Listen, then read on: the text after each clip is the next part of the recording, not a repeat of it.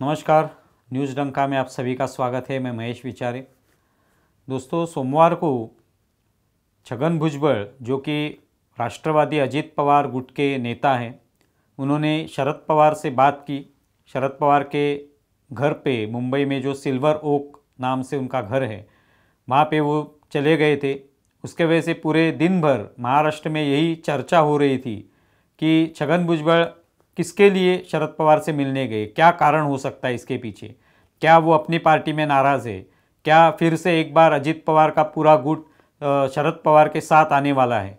अलग अलग बातें जो है वो तैयार होने लगी, उसकी चर्चा होने लगी।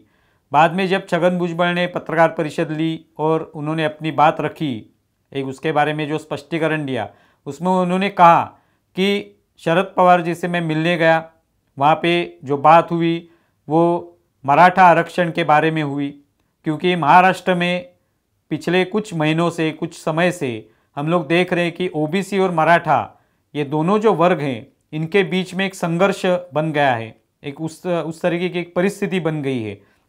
उन दो समाजों में एक दूरियां भी बन गई है। तो ये दूरियां जो हैं ये खतरनाक हो सकती है। समाज में एक अलग संदेश जा सकता है और समाज में एक विस्फोटक स्थिति बन सकती है। तो इसके लिए शरद पवार ने कुछ तो करना चाहिए। एक अनुभवी नेता है वो, महाराष्ट्र में इतने सालों से वो राजनीति कर रहे हैं। तो ये मामला जो है ये और आगे नहीं जाना चाहिए।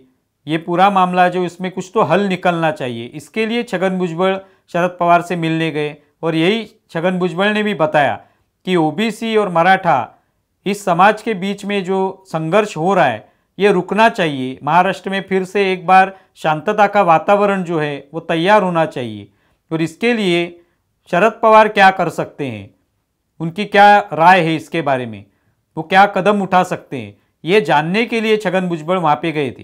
तो शरद पवार ने कहा कि वो आने वाले समय में शायद 1-2 दिन में मुख्यमंत्री एकनाथ शिंदे इनसे बात करेंगे और क्या परिस्थिति है महाराष्ट्र में ये जानने की कोशिश करेंगे। मुख्यमंत्री की क्या राय है, उन्होंने जो अभी मराठा आंदोलक है, मराठाओं के जो नेता हैं जरांगे, मनोज जरांगे, उनसे क्या बात की है, क्या उनके बीच में तय हुआ है, ये उनसे जानकर फिर मैं निर्णय लूँगा, ये शरद पवार ने कहा है।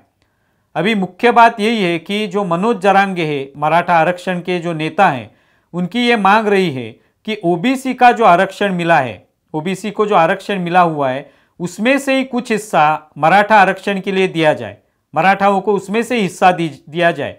ये उनकी मांग रही है। और ये मांग अगर पूरी नहीं करती सरकार तो मैं आंदोलन करूंगा, मैं उपोषण करूंगा, इस तरह की बार बार कहीं पे इशारा देते हैं। तो इस तरह से ये कुछ महीनों से, कुछ समय से यही होता आ रहा है। लेकिन ओबीसी इसके पूरी तरह से खिलाफ है। वो नहीं चाहते कि उनका जो आरक्षण है उसमें से कुछ भी हिस्सा मराठाओं को दिया जाए। मराठाओं को आरक्षण मिलना चाहिए, ये ओबीसी नेताओं की भी मांग है। लेकिन वो हमारे हिस्से से उनको आरक्षण नहीं मिलना चाहिए, इस पर भी वो कायम है। तो इस वजह से ये संघर्ष हो रहा है।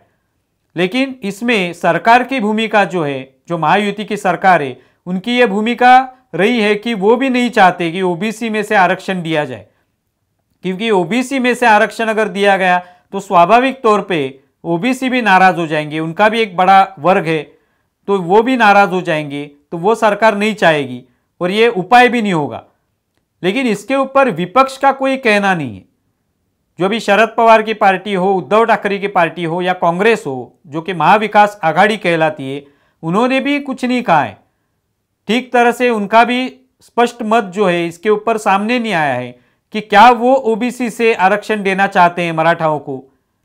अगर वो नहीं चाहते तो उन्होंने अपनी भूमिका स्पष्ट रूप से कहनी चाहिए।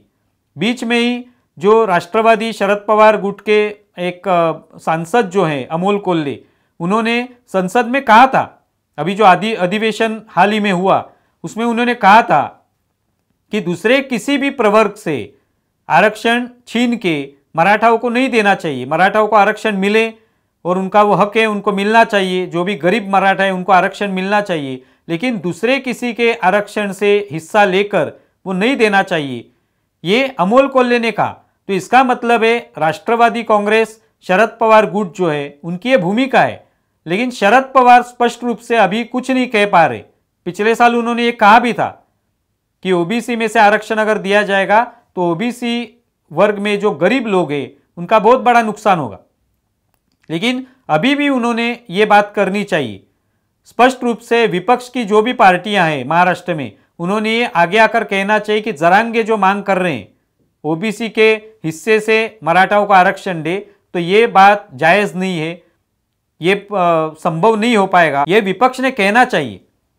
लेकिन विपक्ष ये कह नहीं रहा है, आगे आकर ये बोल नहीं रहा है। इसका मतलब वो चाहते कि यहाँ पे राजनीति हो, सरकार इसमें अटक गई है तो सरकार ये इसमें जो भी हल है वो निकाल ले, और इसमें भी राजनीति करने का एक मौका विपक्ष को मिला है।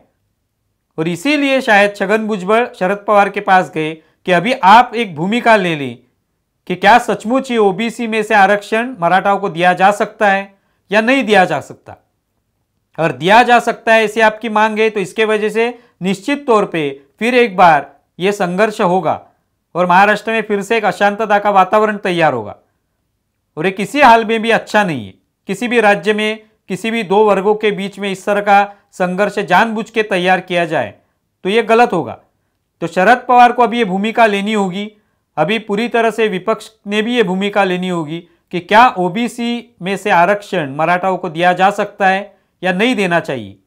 अगर नहीं देना चाहिए ये उन्होंने कहा तो निश्चित तौर पे ये आंदोलन जो है खत्म हो जाएगा, और मराठाओं को आरक्षण देने के जो अलग अलग दूसरे रास्ते हैं, पर्याय हैं, विकल्प हैं, उस माध्यम से उनको आरक्षण देने की कोशिश की जा सकती है। हमारा ये वीडियो ज़्यादा से ज़्यादा शेयर करें, हमारा यूट्यूब चैनल सब्सक्राइब करें। धन्यवाद।